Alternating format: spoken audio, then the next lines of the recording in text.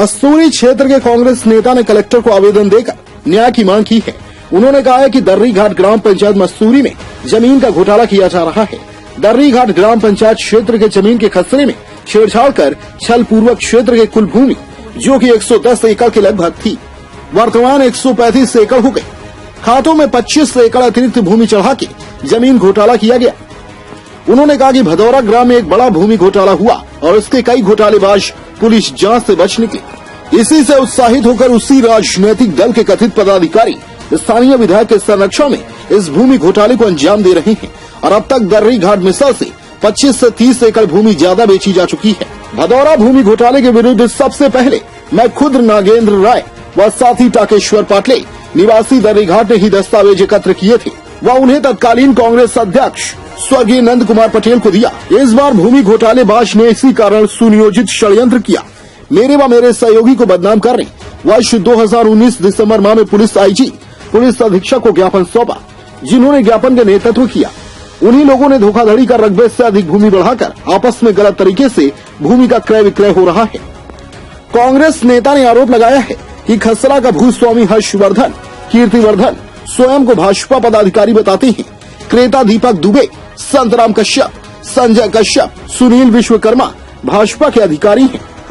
किस तरह का ये घोटाला बता रहे हैं आप? ये पहले जैसे हमारे यहाँ भदौरा कांड हुआ था, उस भदौरा कांड में हम लोगों ने शिकायत दर्ज कराया था। हमारे जो प्रदेश के मुखिया थे उस समय कांग्रेस के नंद कुमार पटेल जी, उसी हमारे शिकायत पे वो आगे की कार्रवाई हुई थी और बहुत बड़ा वो घोटाला हुआ था वहाँ पे, जमीन घोटाला। उसी तर्ज में अभी दर्री घाट में उससे भी बड़ा घोटाला हुआ है। नेशनल हाईवे में खसरे से अधिक रकबा बढ़ा के मिसल से ज्यादा रकबा हो गया है। वहाँ पे करीब करीब 25 से 30 एकड़ जमीन हाईवे में बढ़ा के और रजिस्ट्री कराया गया।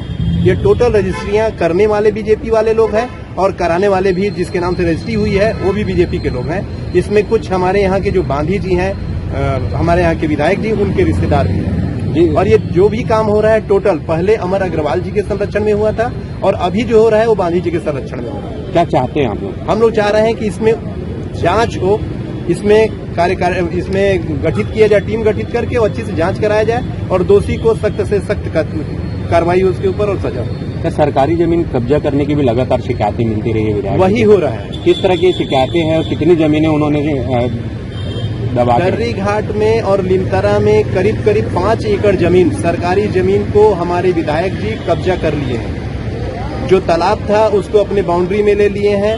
अपने यहाँ जो फार्म हाउस था उसके सामने में 2 एकड़ 3 एकड़ जमीन था, उसको उन्होंने अपने कब्जे में ले लिया है। एक जमीन उन्होंने बदला था जिसमें भूमि स्वामी का जो जमीन उनके बाउंड्री में था उसको उन्होंने अपने नाम से रजिस्ट्री कराया और इनके जमीन में जो मुआवजा मिला था उस मुआवजे को भी ये उस आदमी को नहीं दिए जिसके नाम से वो रजिस्ट्री किए थे। तो पूरा टोटल जो भी घोटाले वहाँ हो रहे हैं वो गांधी जी के संरक्षण में और स्वयं फायदे के लिए वो कर रहे हैं।